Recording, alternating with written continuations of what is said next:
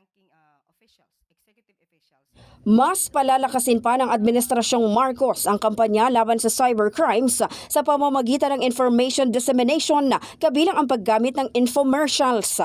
Ayon kay Palace Press Officer Claire Castro, ito ay bahagi ng pagtugon ng pamahalaan sa lumalalang banta ng cyber attacks lalo na matapos mapag-alamang umabot sa 5.82 billion ang nawala sa mga financial institutions na nasa ilalim ng Bangko Sentral ng Pilipinas noong 2024. Tumaas ito ng 2.6% kumpara sa 5.67 billion noong taong 2023. Bagamat nakatakdang maglabas ng opisyal na pahayag ang BSP, hinikayat ni Castro ang mga bangko na magpatupad ng mas mahigpit na internal policies upang maprotektahan ang kanilang mga sistema laban sa cyber threats.